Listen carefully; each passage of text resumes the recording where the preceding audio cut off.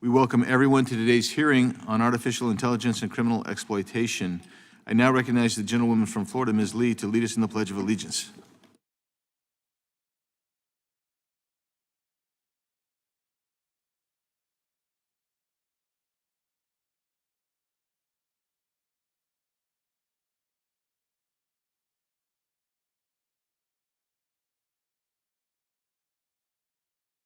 Thank you. I now recognize myself for an opening statement. I appreciate everyone being here today, our witnesses and those in the audience. This is an important hearing which focuses on artificial intelligence and how it is being exploited by criminals. The conceptual roots of AI can be traced to British mathematician Alan Turing, who in the 1930s theorized about machine being capable of performing any computable task. Today, AI is best understood as a branch of computer science that leverages large-scale data processing, algorithmic modeling, and modern hardware to enable machines to perform tasks typically requiring human cognition. Unfortunately, like most technical innovation, the criminal element has begun to use AI to enhance their illicit activities. AI-enabled threats continue to evolve as bad actors use AI technology in a wide spectrum of criminal enterprises. From deepfake scams and synthetic identity fraud to financial crimes and child sexual abuse material, CSAM, the landscape continues to evolve at a rapid pace as AI provides users with enhanced capabilities. AI-based or AI-driven threats and schemes can cost businesses millions of dollars a year, including both prevention and falling prey to them. In one case, fraudsters used AI to clone a CEO's voice and authorize a wire transfer. Among corporations that experienced a rise in deepfake incidents, 75% of deepfakes impersonated a CEO or another C-suite executive. Generative AI enables the criminal exploitation of victims' emotional vulnerabilities through tactics such as sextortion, pig butchering scams, phishing, and elder fraud. Senior citizens are increasingly targeted through voice phishing scams where an AI-generated replica of a grandchild or military officer claims to need urgent funds.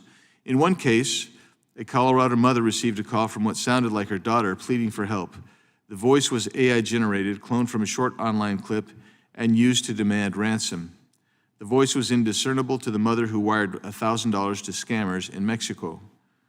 AI is also fueling a rise in sextortion and synthetic CSAM. New AI tools can generate highly realistic but entirely fabricated explicit images, often used to extort minors or damage reputations.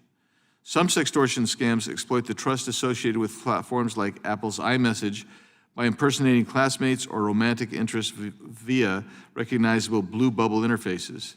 Criminals now deploy apps like MUA to fabricate child abuse images at scale.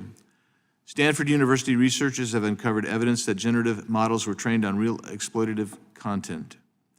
Terrorist groups now utilize AI to target, recruit, and indoctrinate vulnerable individuals. Generative AI provides a degree of separation, allowing actual terrorists to maintain anonymity in their public-facing recruiting practices. Generative AI also allows terrorists to produce propaganda, fake news stories, and emotionally resonant messages tailored to specific psychological profiles. Reports of generative artificial intelligence enabled scams between May of 2024 and May of 2025 rose by 456%. The use of exploitative generative AI allows criminals to produce human-like text, code, images, and videos, allowing criminals to use the technology for further criminal activities such as creating more realistic phishing lures or generating deepfakes for extortion. On average, phishing attacks cost $4.9 million per breach. On the other hand, AI is increasingly integrated into police investigations, offering new tools and capabilities for law enforcement agencies amid the backdrop of rapidly expanding digital data sources and increasing demands on law enforcement agencies. AI provides a more adaptable and comprehensive approach to solving crimes compared to traditional methods, leveraging data analytics, machine learning, and pattern recognition to enhance investigations and assist with administrative tasks. This is also potentially a problem as well, as we seek to balance curbing AI with our civil rights. AI can also help process large volumes of data, identify patterns, and generate actionable insights, and in turn, these applications can improve efficiency, accuracy, and resource allocation with investigative processes. However, to fully benefit from AI applications, law enforcement entities need reliable data, human oversight, and while also tackling issues related to privacy, bias, and ethical considerations. Addressing the continued misuse of AI will require a varied approach while also raising public awareness about the risks associated with AI-generated content. Law enforcement agencies must engage openly with community stakeholders, legal experts, and the public to communicate the intended uses, benefits, and limitations of AI technologies. A collaborative effort to both prevent the misuse of AI while encouraging lawful application is required to effectively navigate this evolving landscape.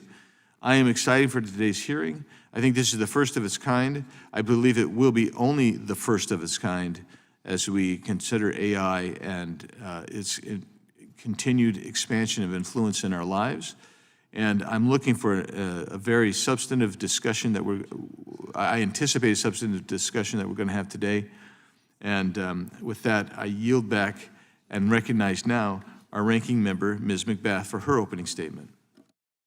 Well, thank you so much, Mr. Chairman, and thank you to our witnesses today. Thank you so much for taking moments out of your day to come before us. Thank you for convening this hearing to discuss AI-enabled crime, efforts to detect and combat such crime, and how law enforcement deploys AI tools. Like so many new technologies, AI is not inherently good or bad. AI-enabled tools can find patterns, sort through vast amounts of information, and may even help law enforcement solve their crimes. But in the wrong hands, the same tools can be used to commit financial fraud, breach national security systems, and to harm our children. When used by law enforcement, this technology has the potential to empower our investigators while also carrying the risk of serious errors with life-changing consequences. That is why it is critical that we proceed thoughtfully and put appropriate guardrails in place so that everyone in our criminal justice system that is using AI-enabled tools, they're using them responsibly, not to the detriment of law-abiding members of our communities. We've already seen what can go wrong when those safeguards are missing. A woman and her family experienced the dangers of using AI-enabled facial recognition technology. Detroit police used a facial recognition tool in an attempt to identify a carjacking suspect using an image from a surveillance camera. The tool matched the surveillance image with a picture of Portia Woodruff, a nursing school student. One morning, as Ms. Woodruff was getting her two children ready for school, police knocked on her door, and they told her that she was under arrest for carjacking. She knew right away there must be some kind of mistake, and she gestured at her body as she spoke to law enforcement to point out the obvious, she hoped, to law enforcement, that she was 8 months pregnant. Though the police had not been looking for a visibly pregnant woman, they still handcuffed Ms. Woodruff, took her away from her crying children, held her for 11 hours, searched her phone, and they charged her. After her release, she went straight to the hospital and was treated for dehydration. The charges were dismissed a month later. This case is especially troubling because facial recognition tools have been shown to perform worse on Black individuals, increasing the risk of misidentification and contributing to over-criminalization. AI is only as good as the data it is trained on. And when that data is biased, it exacerbates racial disparities, long embedded in our criminal justice system. An inaccurate tool is dangerous for every single one of us. Not one of us is immune to these mistakes. Thankfully, and in due part to cases like this one, The City of Detroit has adopted new rules to direct the use of facial recognition technology within its police department. And they're simply not alone. Many cities and states have put sensible guardrails in place to limit potentially harmful uses of AI. That's why it was alarming when some of my Republican colleagues recently attempted to pass a moratorium on state and local AI regulations in the Big Ugly Bill, a move that generated bipartisan opposition so much that 40 states' attorneys general and 17 Republican governors, including the governor of my state, Georgia, wrote letters to the Senate in opposition to the proposed moratorium. The governors warned that, and I'm quoting them, people will be at risk until basic rules ensuring safety and fairness can go into effect, end quote. As you'll see behind me, Sarah Huckabee Sanders, the Republican governor of Arkansas and former press secretary to President Trump, took to Twitter to quote, "I stand with a majority of GOP governors against stripping states of the right to protect our people from the worst abuses of AI. The U.S. must win the fight against China on AI and everything else. But we won't if we sacrifice the health, safety, and prosperity of our people," end quote. While this most recent proposal was ultimately stripped from the bill by a 99-1 vote of the Senate, the Republican chair of the House Energy and Commerce Committee has already vowed to continue to pursue a moratorium, even while acknowledging that federal regulations on AI are still light years away. I stand with those seeking to protect the health and the safety and civil rights of our communities from the abuses of AI, and I hope that we can come together and follow the lead of the states to explore what those guardrails should look like and put them in place.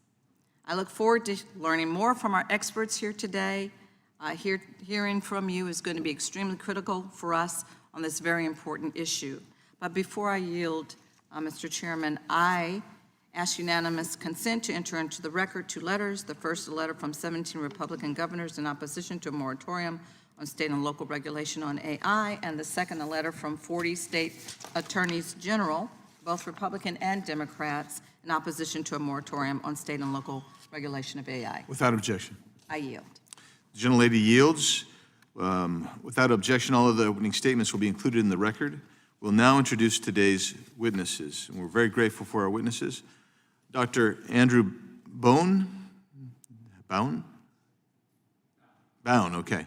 Dr. Bowne is a professorial lecturer in law at the George Washington University Law School, where he teaches courses on artificial intelligence law and policy. He has served in the United States Air Force Judge Advocate General Corps since 2010 and previously served as the Chief Legal Counsel of the Department of the Air Force Artificial Intelligence Accelerator at the Massachusetts Institute of Technology. Thank you, Doctor, for being with us today. Mrs. Zara Perumal, there you go, is the co-founder and chief technology officer of Overwatch Data, an artificial intelligence company focused on threat intelligence and cybercrime tactics on the dark web. Prior to founding Overwatch Data, she worked at Google on matters involving machine learning and cybersecurity threats. Thank you for being with us today, Ms. Perumal. Mr. Ari Redbord is the global head of policy at TRM Labs, a company focused on preventing illicit financial activity. He previously served as senior advisor to the Deputy Secretary and Undersecretary for Terrorism and Financial Intelligence at the U.S. Treasury. Prior to Treasury, he was an assistant U.S. attorney where he focused on terrorism, espionage, financial, child exploitation, and human trafficking cases. Thank you, Mr. Redbord, for being with us today. Mr. Cody Venzke is a senior policy counsel in the ACLU's National Political Advocacy Department, where his work focuses on surveillance, privacy, and technology. Specifically, he works on matters related to artificial intelligence, privacy, children's privacy, and civic uses of data. Thanks, Mr. Venzke, for being with us today. We appreciate all of you being here, and now ask that you please rise so you can be sworn in. Would you please raise your right hand? Do you swear or affirm under penalty of perjury that the testimony you are about to give is true and correct to the best of your knowledge, information, and belief, so help you God? Let the record reflect the witnesses have answered in the affirmative, and thank you. You may be seated. Please know that your written testimony will be entered into the record in its entirety. Accordingly, we ask that your testimony be summarized in 5 minutes. And what's going to happen, just so you know, is when I get about 15 seconds before the end, you'll start hearing this, something like that. And then at the magic moment, I'll start getting a little bit louder, but we're trying to help you wrap up on time so we can work this out. But we're so grateful that you're here. Mr. Bowne, you may begin with your 5 minutes. Thank you, Mr. Chairman, ranking member, and distinguished members of the subcommittee. Thank you for the opportunity to testify on the intersection of artificial intelligence and criminal exploitation. My name is Andrew Bowne. I serve as a professional lecturer at the George Washington University Law School, where I teach courses on AI law and policy. I've served in the United States Air Force Judge Advocate General's Corps since 2010, including assignments as a prosecutor, a staff judge advocate, so general counsel of the Air Force installation, and as you heard, a chief legal counsel for the Department of the Air Force's AI Accelerator at MIT. I do appear today in my personal capacity. Views I present are my own and do not necessarily reflect those of the Department of Defense, the Department of the Air Force, or the Judge Advocate General's Corps. AI is both a catalyzing and transformative technology enabler. It accelerates traditional processes, but also creates entirely new ones. When the task AI is used for is criminal or harmful, the nature of AI becomes a threat multiplier. AI systems now automate decisions, model environments, and infer actions with unprecedented speed and scale. While they are designed to benefit society, their dual-use nature means they could also facilitate exploitation, fraud, and abuse. Even AI systems designed with legitimate use in mind can create harm if not carefully designed and deployed with safety, ethics, and accountability built in. Today, I'd like to briefly highlight how AI enables criminal activity, the gaps in current criminal law, and proactive steps Congress might take. First, how AI enables criminal activity. I'm seeing really 3 categories of AI developments that are of particular concern in this area: computer vision, generative adversarial networks, or GANs, and large language models, or LLMs. Computer vision systems, which interpret visual data, are used to automate surveillance, identify targets, and even harvest personal data from breached documents to support identity theft and fraud. What enables real-time threat detection for public safety can be repurposed to stalk or blackmail individuals with chilling efficiency. GANs are capable of generating synthetic images, videos, and audio, better known in the public discourse as deepfakes. These tools allow the impersonation of public officials and private citizens alike. Multiple watchdogs and law enforcement agencies that have conducted longitudinal analysis on AI-generated child sexual abuse material, or CSAM, have reported rapid rises in the number of generated images shared online. Perhaps more concerning is that the increased capabilities and sophistication of generative AI models enable them to produce very realistic images. Generative AI tools are also used for extortion, grooming, and emotional coercion, often targeting children. Large language models, like those powering chatbots, are revolutionizing phishing, fraud, and social engineering, as well as misinformation.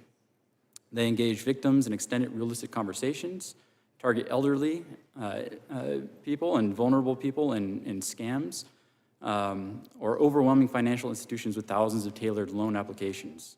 They're also used to generate malicious code, making cybercrime accessible to individuals with no technical background. In short, deepfakes, AI-generated CSAM, and automated fraud are not theoretical threats. They are real, growing, and causing harm now. The barrier to entry to using AI to perpetuate or perpetrate is low. Anyone with a few seconds of your voice or image can create convincing synthetic content without coding or expensive hardware. The tools are cheap, accessible, and often unregulated. Tragically, gaps in current federal criminal law allow bad actors to use AI to profit at the expense of others, prey upon the vulnerable, or create mistrust with impunity. While there are statutes for wire fraud and child sexual abuse material, they do apply to many of the AI-enabled crimes. There are several significant gaps.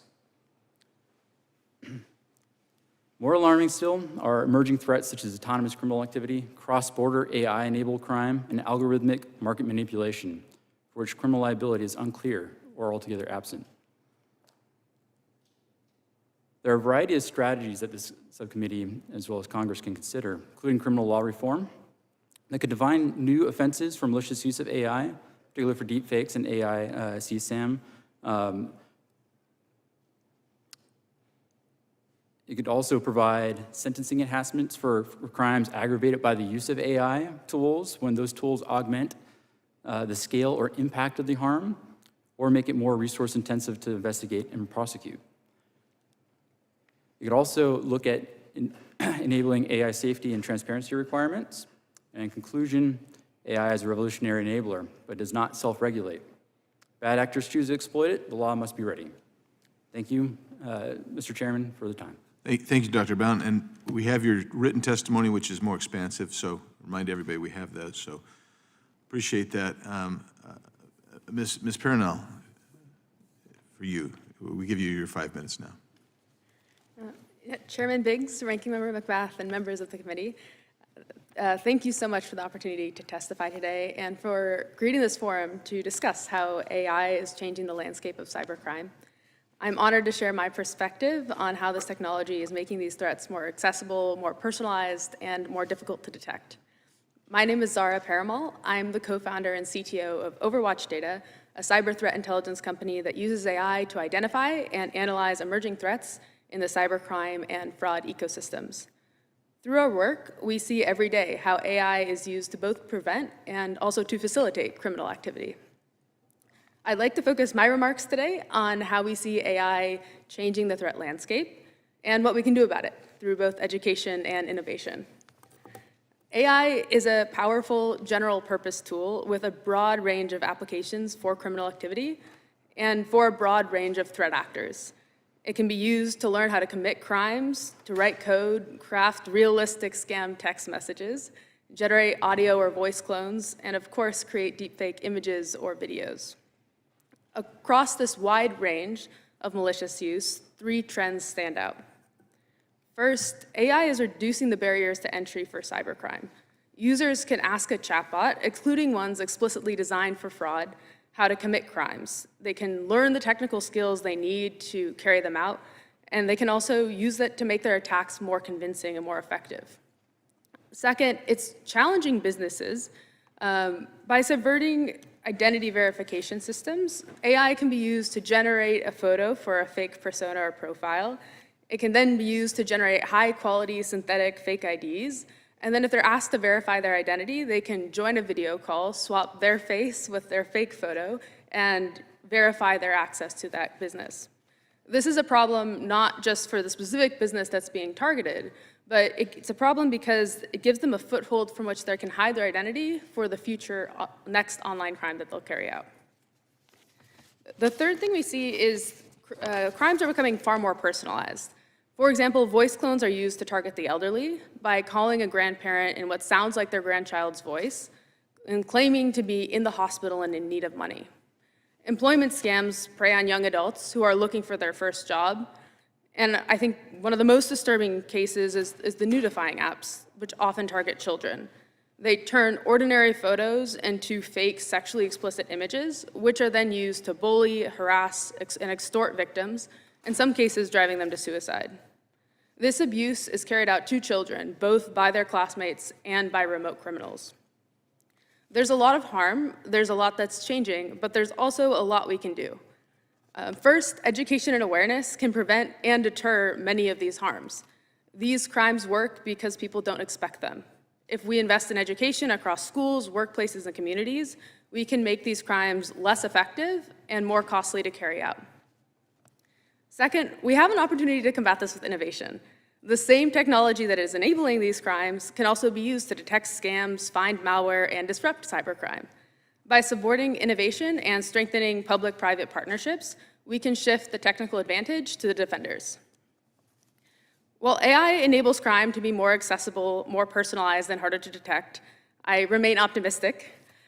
With the right investment in education and innovation, we can engage our whole society in building a future where AI expands access to opportunity, strengthens safety, and helps people spend more time on what matters. On a personal note, it's very exciting to me to see that Congress is addressing this issue and putting a spotlight on it.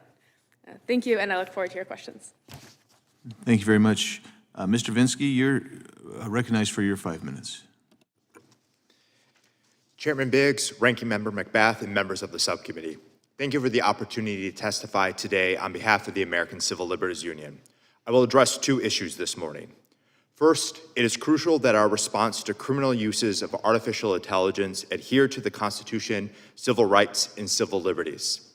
Second, efforts by Congress and the administration must not inadvertently open the door for AI abuses, such as through a moratorium on state regulation of AI or continuing consolidation of federal data. With appropriate measures, Congress can ensure that AI is safe, effective, and consistent with our rights and liberties. First, Congress's measures to address criminal AI must comport with the Constitution, civil liberties, civil rights, and privacy. For example, traditional First Amendment activities do not lose their protections simply because artificial intelligence was used. Editorial content moderation using AI is not categorically exempted from the First Amendment's protections, and neither is commentary on politicians or candidates for office. Speech about politicians and candidates in particular lies at the heart of the First Amendment and enjoys special protection. Consequently, courts have readily and correctly overturned laws prescribing false speech about politicians and candidates.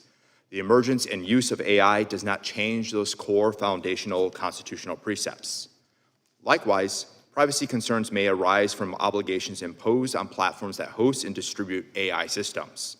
Requirements or incentives to search users' communications, to restrict their publication of models, code, and data, to monitor or report their online activity, or to prohibit or undermine encryption, all increase governmental surveillance and in some circumstances may violate the Fourth Amendment. As the committee considers legislation addressing criminal uses of AI, we urge you to ensure that speech, privacy, and other important civil liberties are protected. Second, the recently rejected AI moratorium would have dramatically increased the risk of AI harms, including criminal and fraudulent activity. Similarly, the consolidation of federal data is creating an enormous risk of AI harms. The moratorium that was included in versions of the reconciliation package was sweeping, preempting state laws and local regulations that regulate AI for 10 years. Although moratorium included limited exemptions for some generally applicable laws, serious questions about the scope and workability of those exemptions remained. For example, dozens of states have passed laws regulating deep-fake non-consensual intimate imagery, often by amending existing statutes to clarify their application to generative AI. Similarly, Tennessee's Elvis Act extends legal protections to a person's voice, including a simulation of the voice. It is not clear if such laws, with their express application or clear intent to apply to AI, qualify as generally applicable. Moreover, in many instances, addressing AI's harms requires legislating specifically on AI. Establishment of an AI moratorium will jeopardize these efforts, giving bad actors a blank check. As Ranking Member McBath recognized, 17 Republican governors and members of both parties in both chambers of Congress opposed the moratorium before Congress stripped it from the reconciliation package in a 99-1 vote in the Senate.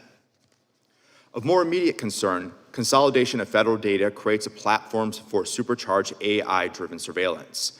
And while data consolidation and sharing could potentially improve governmental operations in limited circumstances, efficiency should not be elevated over robust protection of our privacy. Otherwise, consolidation could risk the creation of vast and unaccountable surveillance platform capable of tracking citizens' activities, movements, and associations. Such a platform would be readily analyzable by large language models, machine learning, and other AI systems, such as black box policing algorithms used by federal law enforcement to ingest governmental data and predict who is likely to commit crimes. Data consolidation could lead to biometric information gathered by federal law enforcement or during air travel being readily accessible by other agencies. Records related to firearms might be accessible across the federal government, and IRS data reflecting contributions to organizations like the ACLU, the NAACP, the NRA, or the Heritage Foundation could be accessible to federal law enforcement without meaningful process. It is essential for Congress to block the creation of centralized government dossiers on each of us. Thank you for the opportunity to testify before this subcommittee, and I look forward to your questions. Thank you, Mr. Venzke. Now, Mr. Redbord, you're recognized for your 5 minutes. Chairman Biggs, Ranking Member McBath, members of the subcommittee. My name is Ari Redbord, and it's an honor to appear before you today on behalf of TRM Labs, where we work every day with law enforcement, financial institutions, and national security agencies to detect, investigate, and prevent illicit activity in the digital asset ecosystem. Before joining TRM, I spent about 11 years as a federal prosecutor at the U.S. Department of Justice, and later as an official in the U.S. Treasury Department's Office of Terrorism and Financial Intelligence.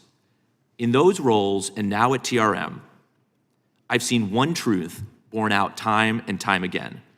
Criminals are often the earliest adopters of transformative technology.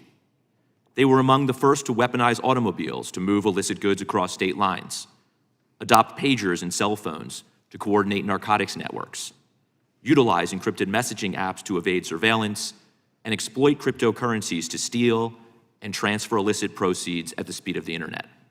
And now they are embracing artificial intelligence.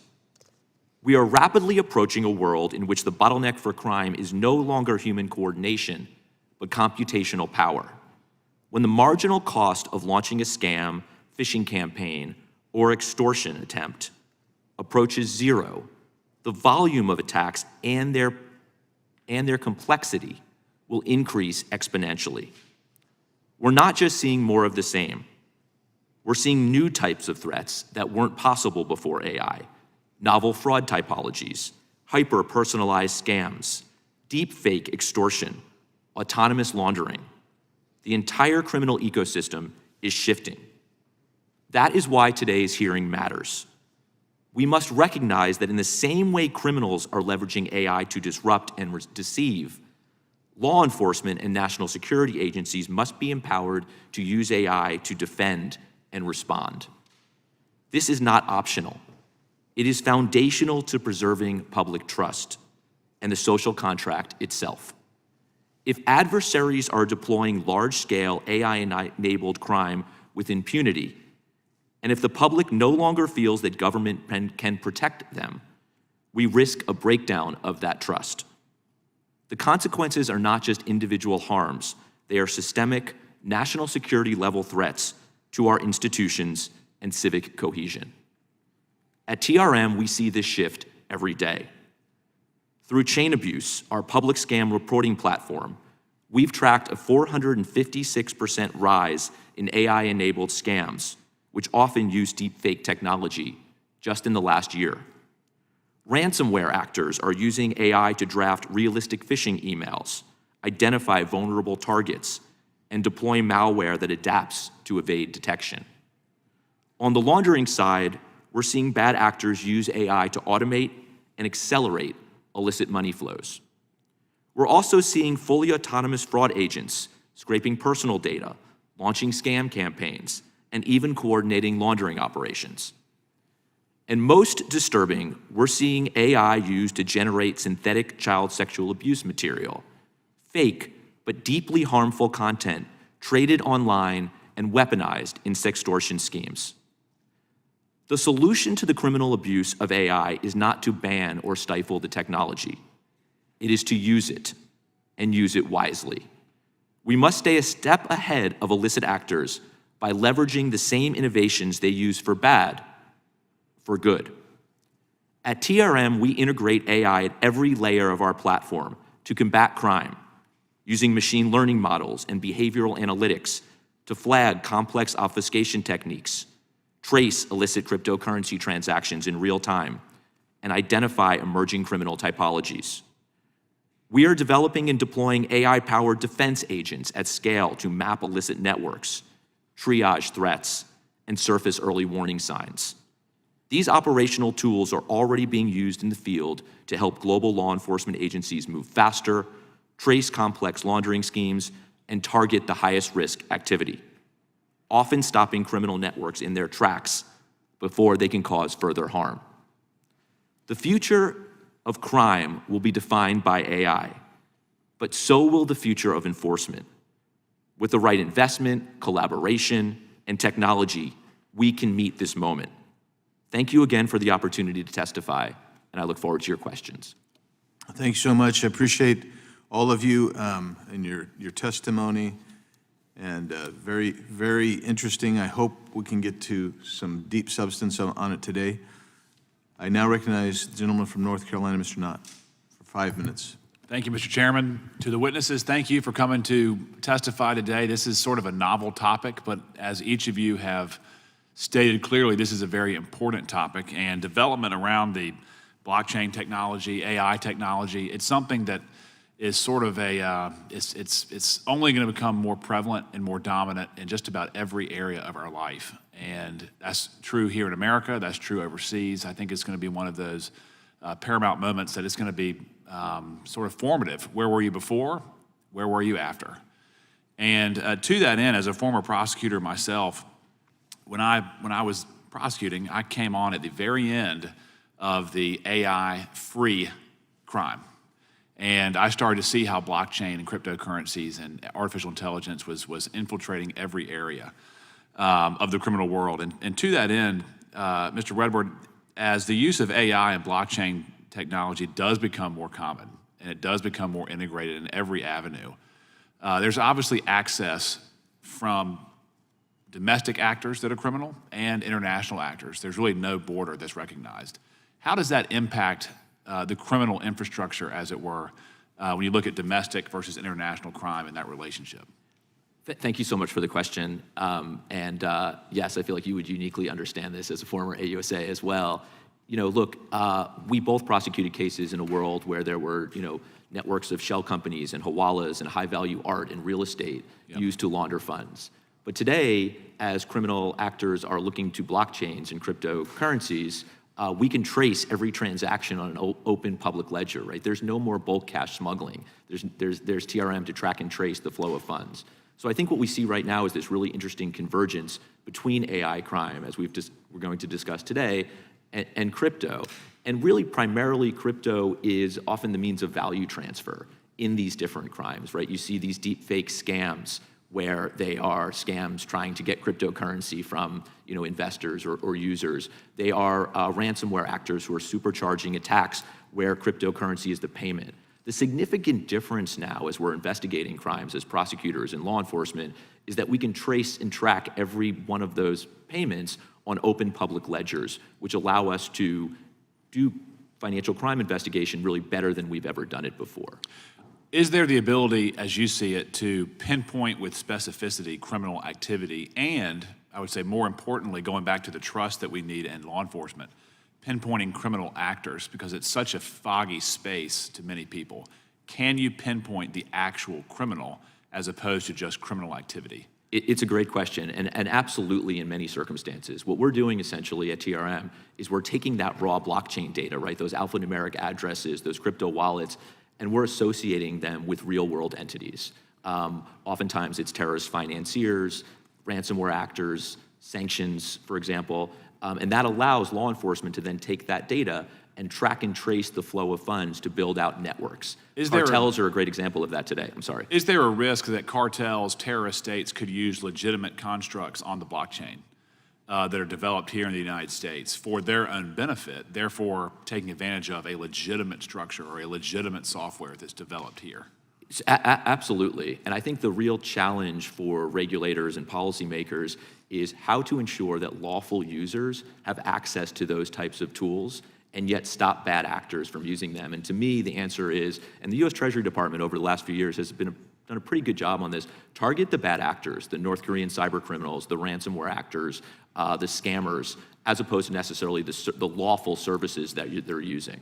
And is there a risk if we are too zealous in the prosecution? As a prosecutor, I'm all for strong law enforcement, but if we are too aggressive on the front end as this technology is developing, could we stifle domestic innovation here at home if we are too aggressive in prosecuting? Absolutely. It is critical that we continue to focus on the bad actors in the space, which will allow the lawful ecosystem to grow, as opposed to the lawful services that are being used by bad actors. So absolutely, and really the key to all of this is to stop bad actors from leveraging the technology to allow this industry and this technology to grow. And then briefly, what can we do in Congress to ensure that law enforcement has the resources to target the bad actors with specificity? That's exactly right. I mean, today, what we really have across the U.S. government is a cadre of law enforcement agents that are really true experts, power users of blockchain intelligence tools. What we really need is that cadre to grow significantly. As bad actors are leveraging AI, as they're leveraging blockchain technology, every federal agent should have access to tools and the training necessary to sort of meet this new moment from a technology perspective. Sir, thank you. Thank you. Other members, I ran out of time. Mr. Chairman, I yield back. Thank you, and without objection, I propose that we have a second round of questions. Seeing none, we will proceed in that fashion. And now I recognize Ranking Member Ms. McBath. Thank you, Mr. Chair. And I just have to say that, you know, and just in listening to each and every one of the witnesses, I mean, I'm just really amazed at the depth of the use, criminal usage of AI. Really, thank you so much for what you bring to the table today. But I do kind of want to talk a little bit about facial recognition. The Detroit Police Department reportedly conducted 129 facial recognition searches in 2020, and all on African-American people. And the following year, 95.6% of the searches targeted Black people. Mr. Venzke, how does the use of AI-enabled facial recognition comply with the Fourth Amendment's equal protection principles? It raises serious concerns, and as far as I know, there's not been a clear holding that equal protection principles are violated by the use of facial recognition technology, but it certainly raises those concerns because of the disproportionate impact we've seen that technology have on protected classes, particularly, as you said, Black people, and in particular, Black men. And we've also engaged in civil rights litigation to defend individuals who have been wrongly identified by facial recognition technology. To a large extent, this is a matter of process, ensuring that police departments have appropriate processes in place so that there isn't reliance solely on a identification made by a facial recognition technology to bring in a suspect, that there isn't bias in lineups and things of that nature. But because of the certain threats that we've seen here and the ways that the technology can struggle in real-world conditions, we have long stood by that there needs to be a moratorium for law enforcement uses of federal recognition technology. Thank you for that. And it's just so interesting you should say that, because even on my phone, I have facial recognition, and sometimes it says, "I don't recognize you." And I'm like, well, you know who I am. But of course, there's still problems with AI, and the technology still needs to be advanced. Mr. Venzke, I'm going to ask you another question. What warrant requirements and limitations should be applied for facial recognition tools when they're used by law enforcement? Well, as I said, our overall stance is that law enforcement should not be deploying the technology at all because of these underlying foundational issues of how it can struggle with a variety of protected classes in correctly identifying people, especially in real-world conditions where lighting may not be ideal, where the surveillance footage may be grainy, and that can result in someone who is 8 months pregnant being apprehended for a crime where there clearly was not a pregnant person involved. The use of facial recognition technology may not necessarily implicate the Fourth Amendment, but as I said, it raises very serious concerns about perpetual surveillance, the ability of the federal government to identify individuals in public spaces going about their daily lives without any recourse, without any judicial oversight, and that is ultimately a policy question for legislators, city councils, and Congress to step up and regulate. Thank you for that. And Dr. Bowne, in your experience, have you found that AI-enabled tools used by law enforcement are tested and evaluated before they are deployed to ensure that they are safe and effective? So in my experience in law enforcement as a prosecutor, recently as a supervising prosecutor, the tools that are being used are certainly going to depend on the jurisdiction that's using them. And so states, counties, certainly federal government, from my experience in the Department of the Air Force, law enforcement organizations that are starting to use these tools are relatively new users. In the Air Force, any AI tool is supposed to go through rigorous test and evaluation standards to ensure that it results in a certain quantified reliability, and that's very challenging to do with some of these tools, particularly when you're talking about edge cases like African American men, when they are not found frequently in data sets. And so those questions are being asked. I don't see, in my experience, the type of rigorous standards being established across the board by regulators. And so until that happens, law enforcement is going to try to keep up, and it's tempting to do that, but there's likely to be some gaps there. Thank you. Thank you. Gentlelady yields. Now recognize the gentlelady from Florida, Ms. Lee, for 5 minutes. Thank you, Mr. Chairman, and welcome to our witnesses today. As a member of the House's bipartisan task force on artificial intelligence, I had the opportunity to work with members on both sides of the aisle to discuss a national approach to artificial intelligence that would encourage innovation, strengthen our global leadership, and also confront serious threats, including those like you all have been discussing here today that involve criminal misuse of this technology. Today's hearing, among other things, highlights one of the most urgent of those threats, which is the exploitation of children through AI. From synthetic child abuse materials to predatory chatbots to real-time location spoofing, we're seeing criminals use AI to expand both the scale and sophistication of their crimes. But AI can also, we know, be part of the solution. In cases like Operation Renewed Hope, AI helped federal agents identify and rescue minor victims who might otherwise have never been found. So one of the things that we're interested in doing is ensuring that law enforcement, child protection nonprofits, and trusted partners in the private sector have access to effective, responsible AI tools and the legal clarity to use them. It's about stopping criminals, saving lives, protecting children, and ensuring that we're doing our part to help technology be a force for good. So on that subject, Ms. Perumal, I'd like to follow up with you, and I'd like to know what would you recommend Congress prioritize to better equip law enforcement with the tools they need to stay ahead of AI-enabled threats? Well, first of all, thank you so much for the question. I think a few things come to mind. One is strengthening public and private partnerships. I think the more that we have the opportunity to share information across industry and government, what the threats we're seeing is incredibly helpful.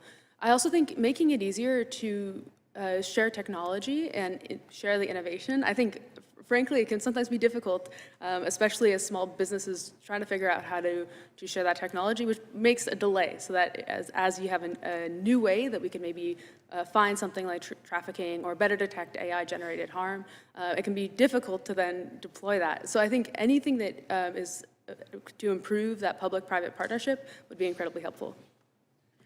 And are there specific legislative or funding priorities that you or your clients have identified that you think would be impactful? Yeah, I think so. A few things that are kind of we see with our clients. One is there's a big challenge to identity in terms of online identity. So AI-generated agents can more explicitly scrape, use websites for fraud. And then on the other side, you also see things like ID fraud, where people are using this to hide their identity and commit online crimes. I think that's an area that the industry is generally trying to adapt and respond to, because that's how so much of fraud and scams and extortion is then carried out. I think another thing that comes to mind is to the earlier point on innovation. If it's easier to kind of share and collaborate, that would be, I think, incredibly helpful for us in the private sector. And I'd like to go back to you, Mr. Redbord. You said something in your remarks that I thought was really interesting, that AI is also the future of enforcement. I believe your words were invest, collaborate, and we can be more effective. I would like to hear, in your view, what are the most urgent risks posed by AI to national security and public safety, and what would you like to add about what we can be doing in Congress? Absolutely. Thank you for the question.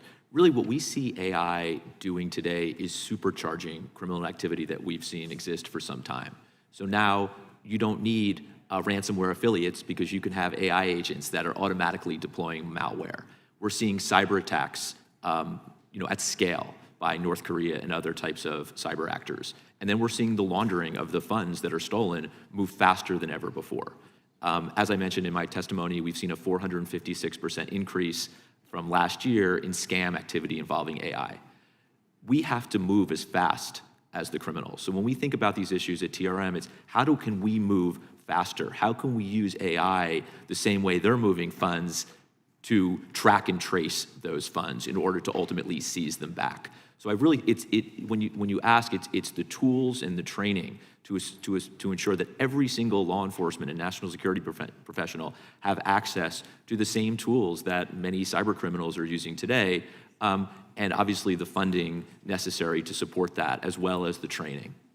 Thank you, Mr. Chairman. I yield back. Gentlelady yields back. I recognize myself for 5 minutes, and I appreciate the testimony that we've had.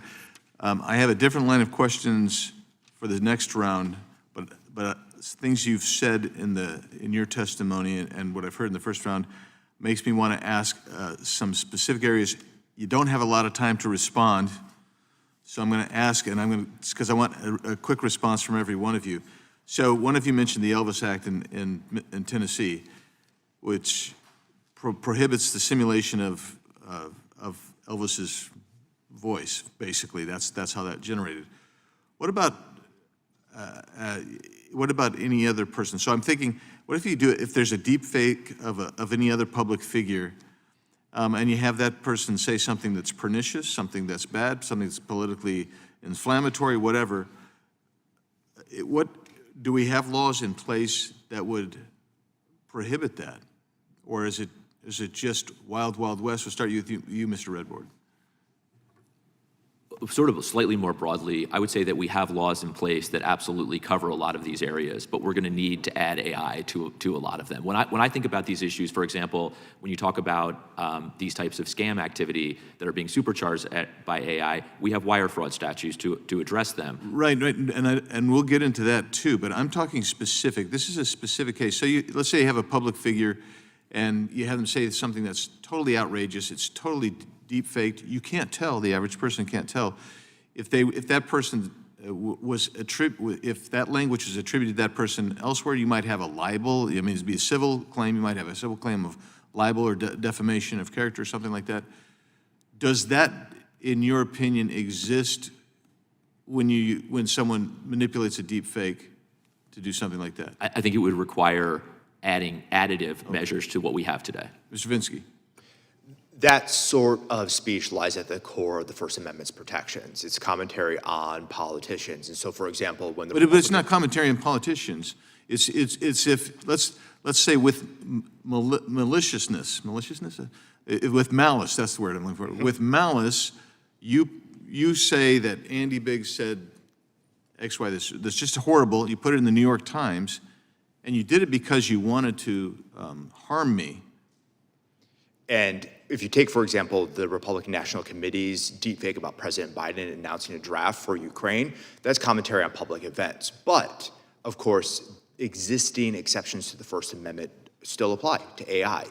And that means... So that's what I wanted to get at. Yes. That's what I wanted to hear from you, whether something like a defamation, like defamation, New York Times, which is why I specifically used New York Times. That's exactly right. Ms. Perumal, same question. Yeah, I'm not super familiar with the legal side, so I can talk more about the technology, but I do see that, that it is challenging detection. Right, thanks. Dr. Bowne? So there's this inherent friction that we see, and I agree with both Mr. Redbord and Mr. Venzke, that what he describes here is likely protected under First Amendment. You have... Unless there's malice. With malice. Now, there's legal protection certainly from a civil right of action for if it were to be So let's, reliable. not to interrupt, I don't want to be rude to interrupt, but I do want to interrupt. What my question is, let's expand it. A true deep fake is so persuasive, you can't tell the difference side by side of me over here and the deep fake. We've had examples of parents, grandparents, they can't tell the difference between the deep fake and the voice of the kid.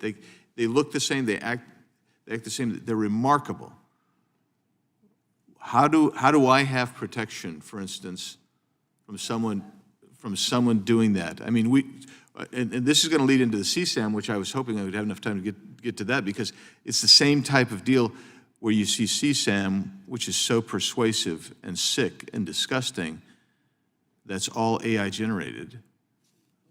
But can you, and we know this, I mean, you mentioned the one of the Ukraine thing.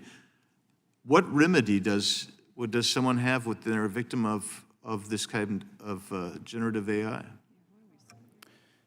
Mr. Chairman, if it were to fall under the statute of like wire fraud, so you look at the intent of what's behind it, those are protections there. If it's to create misinformation, you certainly articulated the challenge and the potential harm that may not be outside of the law. And so there are gaps in protection when you're facing particularly harmful activity using deepfakes. Yeah, thank you. We'll be talking about that in the future. So that ends the first round of questioning, and now for the second round of questioning, recognize the gentleman from North Carolina, Mr. Knott. Thank you, Mr. Chairman. And I got to say, I'm happy to have a second round so soon. I wish more members would show up because this is important. But selfishly, I'm enjoying the conversation. And all of you have basically indicated what was stated, either directly or indirectly, that computational power and ability will dictate sort of the new criminal landscape. And obviously, AI will supercharge this. The landscape is going to be forever changed. And I want to ask each of you, how far are we from having autonomous criminal behavior? Doctor, start with you. Go in order down the line. It's a fantastic question. So Thank you. My assessment is we're there. We have plenty of autonomously. Certainly from a bad actor that is using AI and using the autonomous features of those models to perpetuate crimes, we're certainly there. The scale, the sophistication, the speed that are created by using AI-enabled models can certainly from committing scams at scale, targeting personally, finding cyber vulnerabilities, that is all happening already. Yeah, I agree. I think we're definitely seeing that now. It's the beginning of what's happening. It's being used for more simple crimes. I think we see different uses. You might think of simple bots that text people and send us these annoying scam text messages. Those are now can use AI and automate by pulling breached or leaked data about you. And then similarly with computer use agents, they're starting to fill out forms, but there's a large opportunity for those to get much more sophisticated. And I think relatedly on the civil side, we're seeing rapid advancement of artificial intelligence that's used to make decisions about who can get a loan, who has access to a house, and things of that nature. Sure. And often in many cases, that will output a score that humans are largely deferring to. So artificial intelligence has reached the point where it is having an outsized effect on our lives, not just because of criminal activity, but because it affects so many important sectors as well. Yep. Thank you for the question. We are there today, but AI is not dominating criminal activity. And I think that's in large part why this hearing is so important in this moment to start having this conversation. And this is really why at TRM over the last year or so, we have focused a lot of our attention, particularly how can we build AI tools that enable us to move faster? Because while we're not quite there yet, we're getting very, very close. What's going to be required to make it responsive That's to meet exactly the threat? right. What will be required? I'm asking. Like, Oh, sorry. In terms of capacity, in terms of private sector investment, in terms of public investment, give me a broad picture of what's going to be needed. It's a great question. It's all of it, and I know public-private partnerships were talked about, and it's often sort of this trite way as something to discuss. But really, what it has to be is the private sector building the tools that government can ultimately leverage to move as fast as the cyber criminals. And in your opinion, is the law lagging this new frontier? Or are the existing criminal laws sufficient to protect the marketplace and victims like Mr. Biggs talked about? It'll absolutely be a combination of both. I think it'll be important when you talk about CSAM, which I know we'll focus on ensuring that the federal sentencing guidelines meet the AI moment for that. We will have need AI-specific criminal laws, but I will say that a lot of the laws we have today, wire fraud, bank fraud, those types of laws, these types of disinformation investigations certainly will include AI. And jurisdictionally, how do you see AI factoring into content, actions, vehicles designed overseas that penetrate into the American market? How do we protect against that in a jurisprudence sense? I think it's a challenge. Look, the nature of crypto, the nature of AI, the nature of technology is it's global and cross-border. Yep. And we, in large part, we want to make sure that the innovation is happening here. And that's why it's so important that as we have these conversations, we're walking that line between stopping bad actors, but not stifling innovation in this critical moment. Just like the internet was born and created in the United States, we need to ensure that that is true for AI technology as well. And if I may add to that, Representative, as we think about ways that existing legal frameworks need to adapt to this rapidly evolving challenge, a multi-jurisdictional approach is the right approach, and not just at the federal level, but also internationally, and of course with states. And we've talked a little bit about the moratorium that was included in versions of the reconciliation package. The House did exempt criminal laws, but often in many cases, civil penalties will be a necessary complement, for example, in addressing non-consensual imagery at high schools. One more question for the panel real quickly. What can parents do to protect their children from this type of landscape? As a parent myself, I think education on the risk is certainly important. I think that's something that is the public sector can lead on. Law enforcement can lead on, similar to drugs, tobacco. The risk of AI, whether it's for scams, whether it's for CSAM, whatever harms, they certainly impact children as well. I definitely agree. I think, especially for the CSAM harms, giving their children awareness that something like this might happen to you, it might have nothing to do with anything you did, and here's how you can reach out. I think sharing that awareness, because they target the fact that people feel shame when they have no reason to. So I think that would be really helpful. Thank you. As a former teacher, parents are an integral part in helping kids navigate the world in education, and talking with kids about the new risks that are emerging are critical. Thank you. Education is absolutely critical. As a parent of middle school and high school age kids, I appreciate this. One more point that I do think is important here, though, is that we need to ensure that they also know how to leverage it, not that they're just afraid of it. Sure. I think their success in large part in the rest of their life will depend on their ability to leverage and engage with this technology. And I think it's absolutely so critical that on the one hand, we protect them against the harms, but also ensure that they're really able to use it and leverage it. Absolutely. Thank you, Mr. Chairman. I yield back. Thank you, gentlemen. Yields, when we recognize now the ranking member, Ms. McBath. Thank you, Mr. Chair. And once again, as you can see, we are quite alarmed as to what we're hearing today, so thank you very much. I want to go back upon and touch upon once again what the chairman was just asking, the question that he asked about. And in specific, each of you, if you can just kind of tell us in a nutshell, you're expressing to us that there are gaps. There are gaps in legislation. There are gaps in things that we need to do here in Congress to make sure that there are protections that are enforcing and preventing these kinds of deep fakes and all that we're talking about today. So can you give us an idea? Tell us what kinds of legislation are going to be extremely important for us to put in place to prevent these kinds of gaps that you just expressed to us that there are today. Mr. Bowne, Dr. Bowne, if you start, please. Ma'am, so one of the gaps may be closed soon. There's opportunity. HR 1283, which was introduced by this committee, would amend Title 18 of the U.S. Code, Section 2252 Alpha, which is the statute that covers child pornography and CSAM.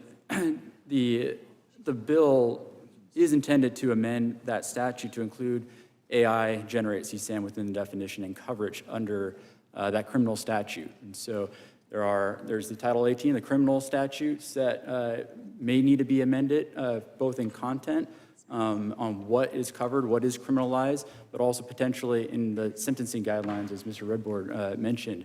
And then there's, as the chairman explained in his questions, there is a gap as well on the civil side that there might not be a cause of action for that non-criminal, because even that amendment that's proposed in HR 1283 still has to be constitutional. There's First Amendment protections even on things that would normally be objectionable. Okay, thank you. Mr. Redbord, please. Thank you very much. I provided about 5 suggestions in my written testimony, but I'll just focus on one for purposes of this answer. It is absolutely critical that agencies at every level have access to modern investigative capabilities, including blockchain analytics platforms integrated with AI, media authentication tools, as we've talked about, and AI-enabled investigative tools. Congress should allocate dedicated funding for these tools along with specialized training programs. Thank you. And Mr. Venzke. I think awareness of where existing law can apply to criminal activity is critical in navigating this space. For example, 2258A has been extended and prosecutions have been brought for simulated CSAM material created regarding a specific identifiable child using AI technology. So I agree with Mr. Redbord that education, providing training, defense, and funding for critical infrastructure for schools and others to educate students and other vulnerable populations about the threats of AI will be key, and also to shore up their own cybersecurity infrastructure. Mr. Venzke, I want to go back to something that you did touch upon, though. You did touch upon the moratorium on state and local AI, which actually failed. That last attempt did fail, but the Republican chair of the House Energy and Commerce Committee has already vowed to continue to pursue it, even as he acknowledged that federal legislation setting standards on AI is still years away. As we work to develop that legislation, what principles or proposals should we consider? I think one thing I would look to, and Representative Lee already referenced it, was the House AI Task Force final report from the last Congress. That was a thoughtful sort of compendium of the various issues around AI regulation at the federal level. And it recognized that preemption in particular is a sensitive issue, and it doesn't need to be all or nothing. That there is a range of tools that can be used in adjusting what is the appropriate area for preemption, what is the appropriate amount of preemption, in order to ensure that states have significant latitude to address these harms in a timely manner, which of course is beneficial for Congress as this committee looks at what works and what does not. Okay, thank you. And one last question, Dr. Bowne. How can public agencies use the procurement process to ensure that AI systems they want to acquire are safe and effective?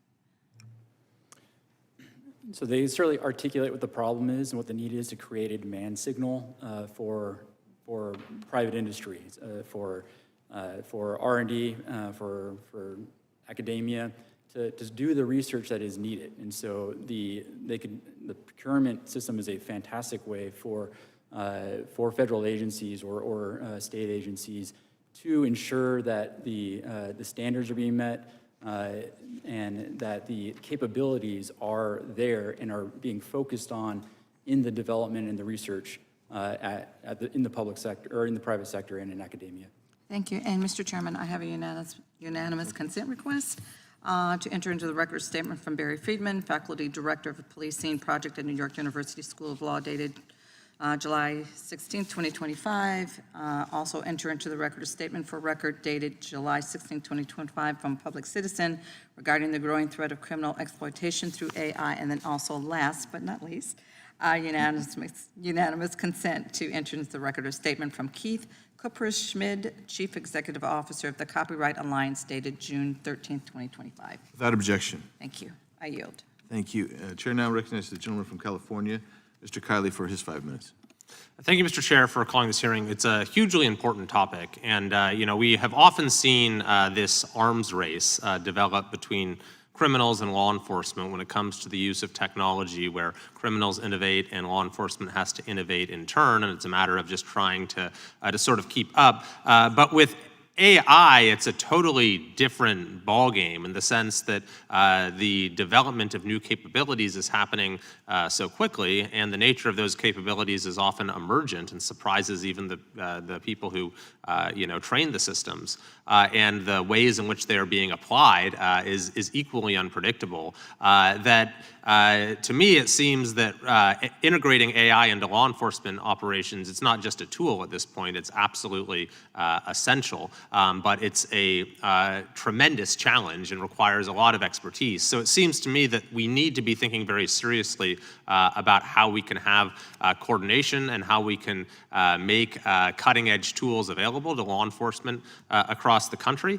And so I wanted to ask both Mr. Redbord and Ms.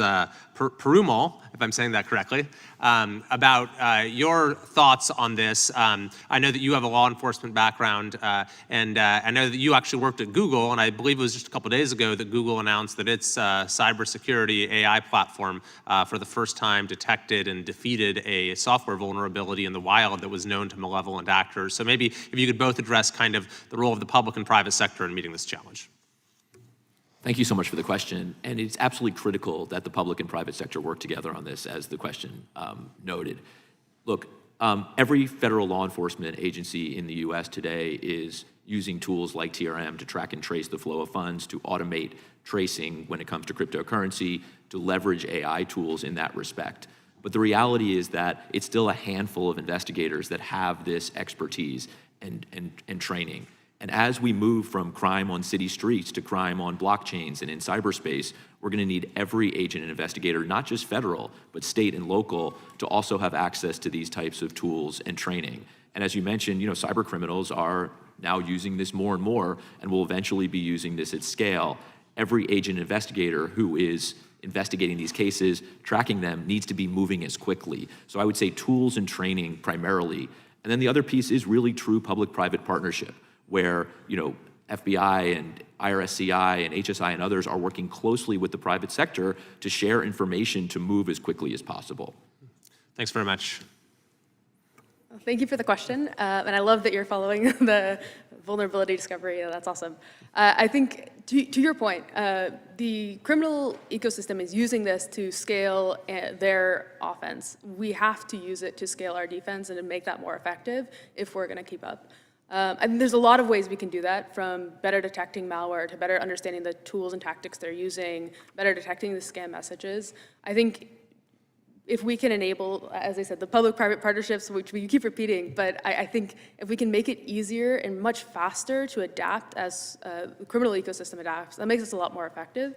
And there's so many opportunities. If you even think about all the reports of scams that maybe we already have access to, or law enforcement has access to, if we can just go through that data and find the trends, using AI to speed up and scale investigations is a way that we can really keep pace with the criminal ecosystem. One more thing I would add to that is that, historically, and I was a prosecutor for a long time, we investigate specific cases, right? There's an instance of crime, and we need to investigate that specific case. What this technology really allows us to do is build out networks to understand crime typologies, to understand sort of where the threat actors are and how they are engaging and what they would potentially do next. And it's an extraordinary moment when it comes to not just law enforcement, but how to disrupt adversaries from a national security perspective. So I think with this technology, and I think you got to this in your question, really enables is not just sort of the one-off harm that's been done to an individual, but how do we build out networks of cartels, of fentanyl dealers, of scam networks in Southeast Asia and elsewhere. And this technology, connected to blockchain intelligence, really allows us to do a lot of that today. Interesting. So you can address crime much more systematically, in a more efficient way, and more preemptively. And we even see that today in the actions that are coming from the U.S. Treasury and Department of Justice, where they're going after networks. They're doing civil forfeitures. There was a very large civil forfeiture complaint filed about 2 weeks ago by the U.S. Attorney's Office in D.C. against $225 million involved in pig butchering scams. It was a network. So we're seeing them use it today. Very interesting. Thanks very much. Mr. Chair, it seems I think there is a role perhaps for us to play in supporting these public-private partnerships and in facilitating the training and access to this knowledge and these resources in law enforcement across the country. I yield back. Thank you, gentleman yields back, and I'm going to recognize myself for my 5 minutes here. But I would suggest that this is, as we started off, I said this would be the first of its kind, and I meant that we're going to have to keep pushing this. So I think maybe a week ago, Elon Musk announced Grok 4, and he talked about artificial intelligence, and Grok 4 is going to have the intelligence, it already has beyond a PhD, engineering, science, genius, et cetera. Artificial superintelligence. And we've touched on it lightly here today, using different terms, but I guess my question is, at what point do we no longer see computational decision-making with a human first mover, and you have a algorithmically iterative process that essentially, and we're there in some extent now, but we're not totally there because human interaction still is the first mover. But at some point, it won't be a human that's the first mover anymore. It'll be the algorithm itself. And how long before we get there? How do we get there and prevent the crime and provide the deterrence that is necessary? And so for the hypothetical I'll give you, how long before adjudicating whether there's probable cause or not for a search warrant or arrest warrant is merely algorithmically sustained, as opposed to having a human make that determination? So with that bizarre question, but acknowledging that we are actually moving so rapidly that we probably thought by 2050 you'd be getting to artificial superintelligence, but it looks like maybe before 2030 you're going to be in artificial superintelligence. Dr. Bowne. And then we'll go down the whole panel. Thank you, Mr. Chairman. So certainly a thought-provoking exercise. I'm glad we're still at the point where it's an exercise and not reality, but I recognize that we may not be far from there. Before we get to artificial general intelligence, or before we get to certainly artificial superintelligence, and those are still theoretical, not a foregone conclusion, there is this very powerful and very rapidly increasing agentic AI, and where we start to see some of what you described already taking place at a admittedly lesser extent than what we would if it were true AGI or ASI. But we still have algorithms that are making decisions on behalf of humans that are able to do so at speed and often at a scale that it certainly makes it difficult for the human agent to observe and to be a part of. And so it really depends on how much trust, how much authority we provide those agents, and what those models, how are they fine-tuned to limit that. And so I do believe, as you said, Mr. Chairman, this is the first of hopefully many, having some of those industries, some of those private sector companies describe that so that this subcommittee and Congress can ensure that they are able to predict and know and set up those guardrails if necessary to limit what you're concerned about. Ms. Perumal. And since we only have a minute left, each of you get 20 seconds. Thank you. Very interesting question. I think we see AI agents making simple decisions today. I think for more complex decisions, as the models can do more complex reasoning in the next few years, it really should come down to how important is the decision, and then what transparency and explainability we can get from the model, and how much human oversight is necessary. I think it really depends on how risky that individual decision is where we should hopefully see the rollout for these different autonomous decisions. I'm going to build directly on that. The role of AI is a choice, and laws passed in Texas, the National Security Memorandum that governs national security uses of AI, say that certain things are off limits for artificial intelligence. And you mentioned probable cause. That strikes me as a core foundational tenet of due process that should probably be truly a human activity. And that is a policy choice that we make of what will be human, what will be I, and where will humans be in the loop. I've never seen anything move as fast as this has moved in my lifetime.